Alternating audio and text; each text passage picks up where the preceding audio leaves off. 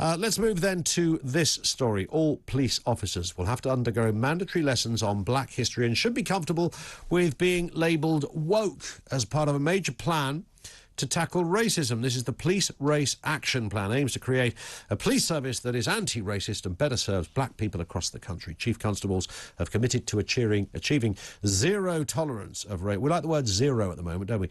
Zero tolerance of racism. I would have thought that's a given, isn't it? Well, look at us. Look, here we are, 2022. We want zero tolerance of racism. That's always been the case, I would hope.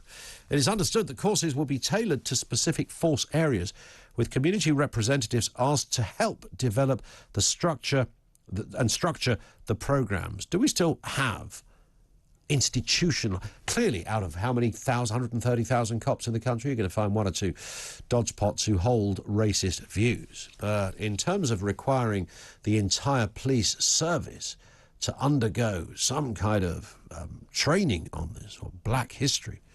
Leroy Logan is a former superintendent in the Met Police. We've spoken many times on related issues. Afternoon to you, Leroy. So what have we got to, what are we suggesting here?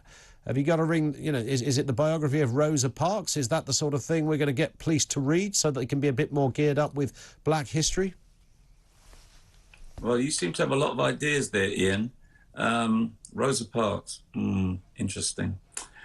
No, I think it's quite clear what they're trying to do is to... Have you got a problem with Rosa Parks, Leroy? No, I was wondering if you have, actually, but there we are. No, I was wondering what they mean by black history. Oh, is that what you meant? Okay, right. What do you think I meant? Well, I don't know. You brought in Rosa Parks, and that's America, so you're talking about UK history? I think that's what they're talking about. Learning from our experience, you know, all of these issues that has plagued policing since the 40s, the Windrush era, the Sus Law, and that continued on till the 80s. In fact, it was contributory towards not only the Brixton riots, but the riots all across the country where black people were over-policed and underprotected. So I think they need to recognise, which they seem to be, that these stereotypes and racial profiling has had a significant impact on day-to-day experience of police over the years. And that has contributed to even the Macpherson inquiry, where we saw a lot of culture change, but unfortunately, a lot of that's been unravelled. So hopefully this race action plan will do something about it with the right ethical leadership at the top. And, of course, the supervisors to hold the rogue officers to account. So, I mean, all of that still exists, of course. That if you're a racist officer in your court, you'll be kicked out. And I think the police are more than aware, Leroy, aren't they, that, you know, racism plays no part in policing. Yes, but I remember when Cressida Dick was in position as commissioner, she said that, you know, we are intolerant around racist officers. And in the end, we found that less than 5% of complaints against officers for racist tendencies or clearly stereotyping, less than 5% were actually acted upon. So that's a way of being hard or zero tolerant on racism. Well, that leaves a lot to be decided. It's quite clear that this race action plan is the start of a process. It's there to try and say, listen, we have a problem and we're going to do something about it. But for me, there's a bit of a backstory behind it, that they couldn't embrace institutional racism from the Macpherson inquiry, and they want to be institutionally anti-racist. Well, let's see. But a lot of the idea that the police is now institutionally racist is obviously demonstrably a nonsense. I think you would acknowledge that now, Leroy. The police have, God knows how much training in these areas already.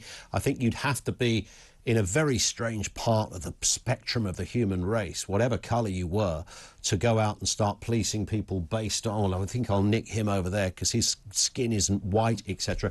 Not suggesting that doesn't ever happen. They're the people we need to focus on, not 130,000 people who've done nothing wrong. They would identify with everything you've just said. They want to winkle this stuff out as much as the next man does. So it sounds like there's a lot of virtuous roostering here from the chiefs to try and do something that probably is already being done. No, that's why we got cases like Child Q, and even another young lady called Olivia, again, has been subject to over and This was the above. body search story, right? Yes, and like Child Q is around the adultification. How do we know that is? How do we know that's racist? Because of the way in which these things happen time and time again. There's literally no evidence for that other than your own desire, Leroy. Do you know how many stop and searches are carried out on black people disproportionately? Yeah, and do you know how many areas of certain criminality are carried out by similarly football violence? I'm looking for a white guy with a grade 1 haircut.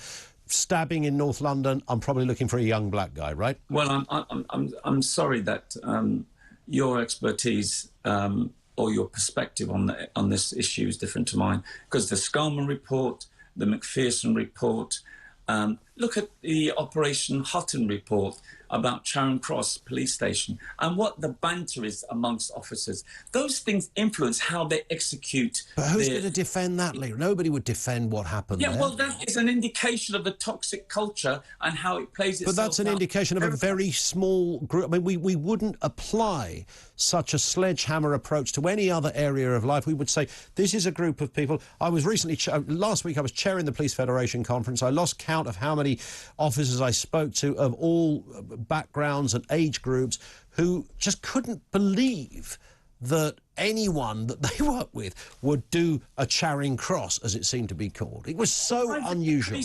Why is it happening year in, year out? Listen, because you've got 130,000 people, you're going to find some bad apples. That's why. Ian, I've told you to hear me out, don't shout me out.